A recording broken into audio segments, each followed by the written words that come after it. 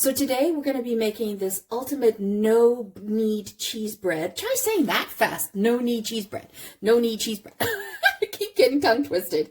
If you've been looking for an easy homemade recipe, bread recipe, I mean, this is it. It requires zero effort, and even the less talented can become an amazing baker with this. So you can hit it out of the park. You hit the jackpot. It is that easy to do. And, you know, I always said that flour plus time equals deliciousness. And I'm sticking with that motto. So what we're going to do is we're going to take a basic no-knead recipe. I mean, I did a video the other day on a basic no-knead bread. So I'll put a link up at the top, on the top right for you guys. And I'm going to take you through that basic recipe, but I'm going to actually start adding some stuff to it, right? So we are going to add in some cheese, and we'll talk about that in a second. So we're talking about a ratio of 99% lazy time to 1% actual work. This is basically flour deliciousness.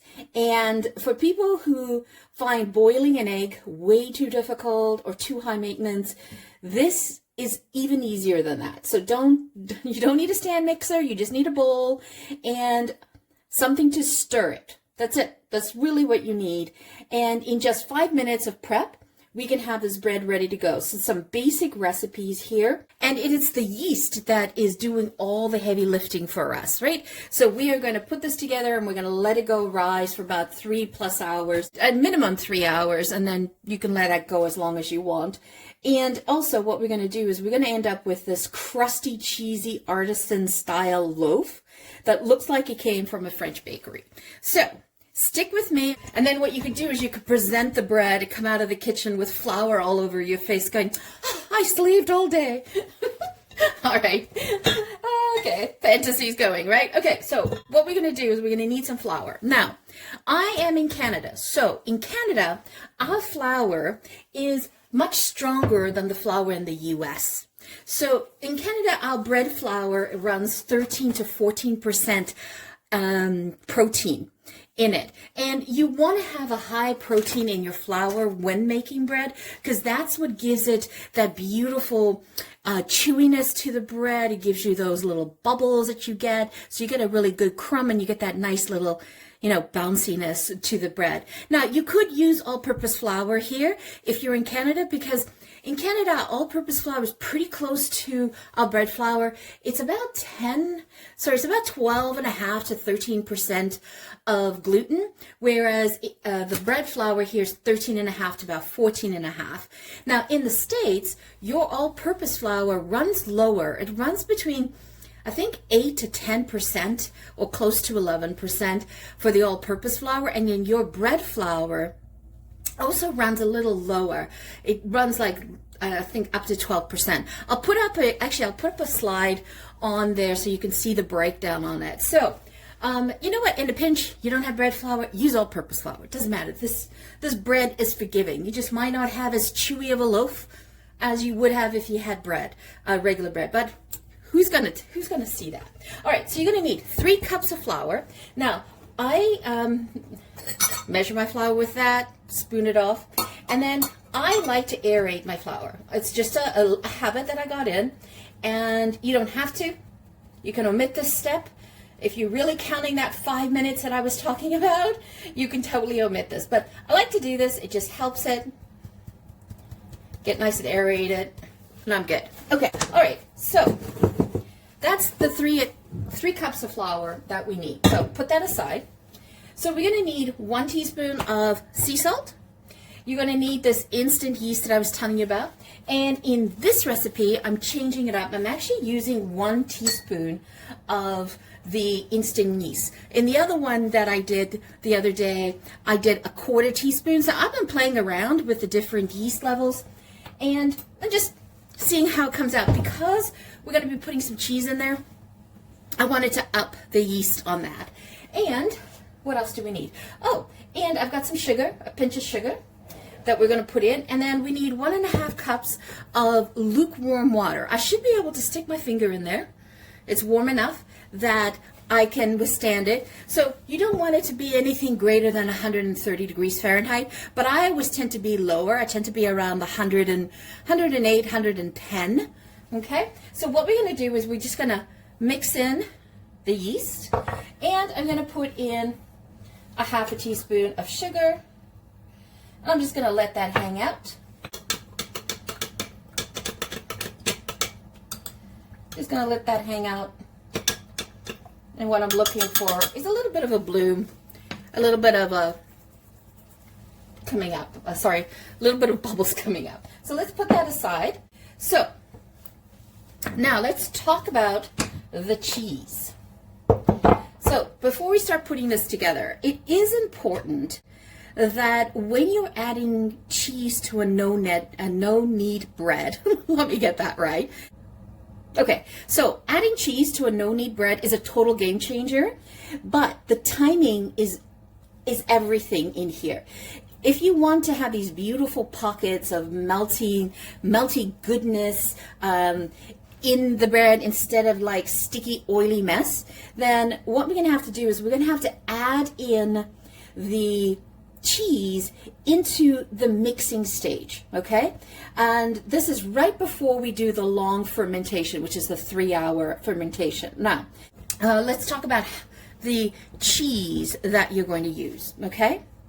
So, first of all, you want to avoid cheeses that are high moisture cheese, like a fresh mozzarella, for example. Because what that'll do is it will actually create a soggy dough. So you want to avoid that. So you want to stick to sharp cheddar, like sharp hard cheese, right? Like a cheddar, an old aged cheddar, a Gruyere, a Manchego, as an example. And what I have here is I picked up this cheddar, this bag of cheddar, okay? Picked up the medium, and over here is I have extra old cheddar, and then I have just marble cheddar here. Now, let's talk about the different textures of cheese that we're going to add in here. So first of all is you can use cube cheese, or you could do shredded cheese in your cheese. In your flour. Now, what we want to do is we want to mix it in with the flour because we want to coat all the cheese with the flour ingredients, okay? Now, we want to do that before we add the water. And what we want to do is by coating the cheese, right, it's going to prevent it from clumping together or sinking to the bottom of the bread. So we do want to mix it in with the flour. Now, so if we look at the cube cheese, right? So you could do shredded cheese and cubed. I'm actually doing a combination of it, and you can cut your cubes to a 1/4 inch or to a 1/2 inch, right? So I've just got 1/4 to 1/2 inch in here. That's about a cup. And then I have here about 2 cups of the shredded cheese, and I'm saving a bit of the shredded cheese here to sprinkle on the top of the bread. So that will be about 1/3 of a cup you want to save to sprinkling on the top when we go to finish the bread off in the oven.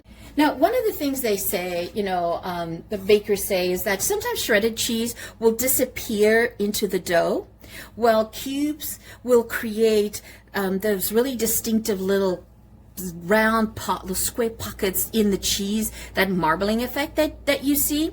So you can decide how you want it. I like it to be blended into the dough as well, and I like to see a little bit of that. So I do the best of both worlds. I kind of blend them together, right? So that's like super important to do. So let's get this together. All right, let's move that over. Ooh. Look, see how I'm getting some, oops, let's bring it in there. So you see, oh, I love the smell of that. It's like a bakery. So it's foaming up, right? So it's good to go. So good. So we'll just put that aside. Okay, so what we're going to do is we're going to add in the cheese. Just add in the cheese.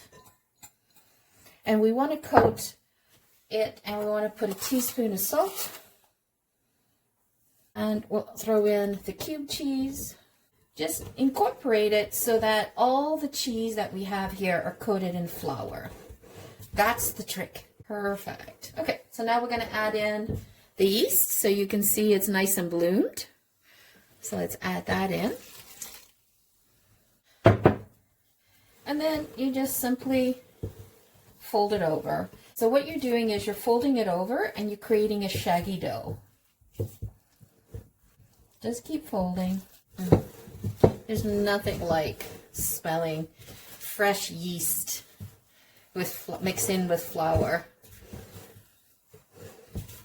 It reminds me when I was a teenager, I worked in a bakery as a part-time job. Walking in after school, just smelling that was so amazing.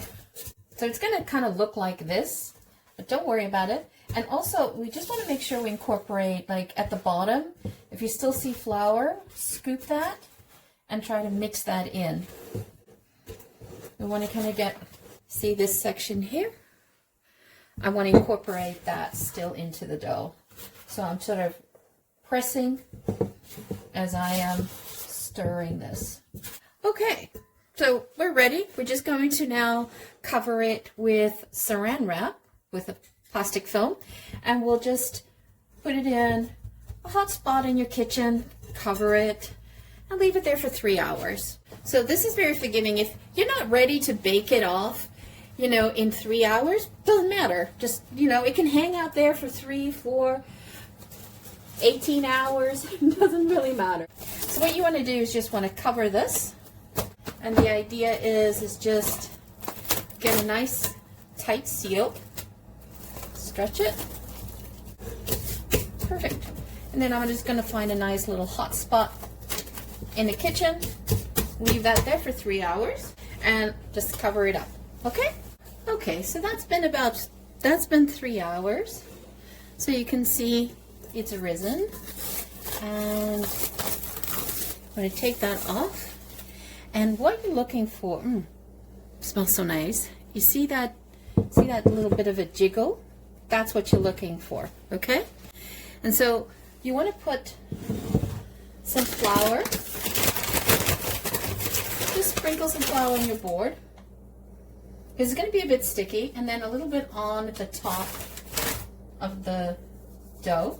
Drop that onto the board.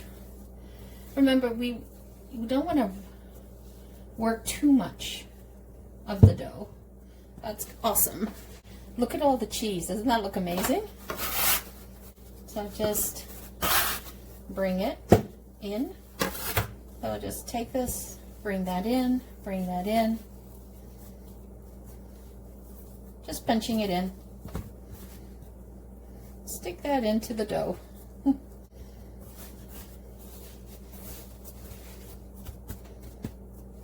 That's it.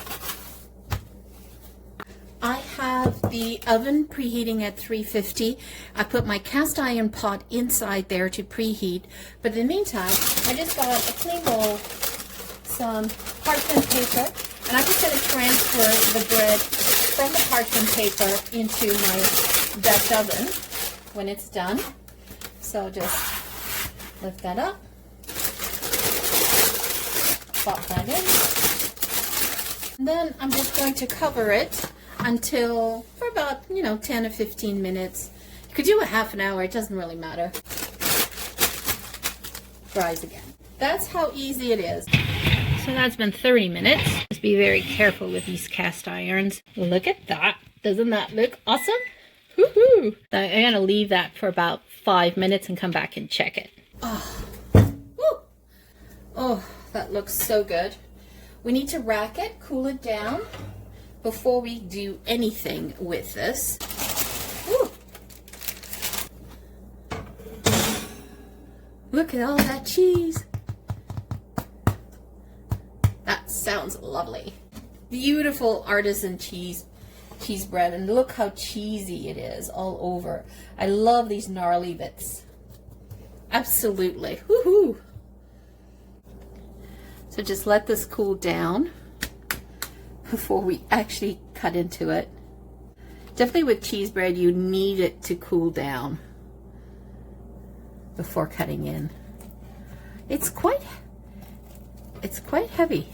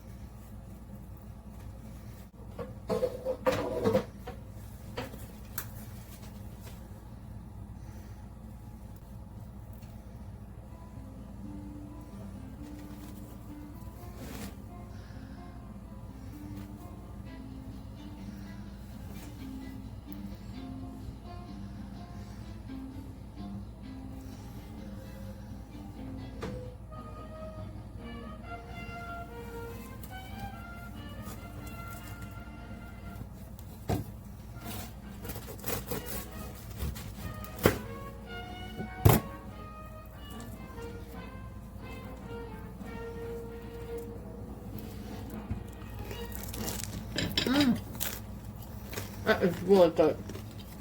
So there you have it, a beautifully, perfectly round, heavy laden cheddar cheese bread. It is so yummy, so crispy on the outside and soft and moist on the inside and cheesy. So once again, thank you so much for joining me. Always greatly appreciated. If you're new to the channel, welcome. If you have not yet subscribed, hit that subscribe button, hit that bell notification, and give us a like. We are trying to grow this channel and we're trying to hit 1,000 subscribers in the next few months. If you can help us out, greatly appreciate it. Once again, thank you so much for joining me. Ciao for now. Don't forget to hit subscribe.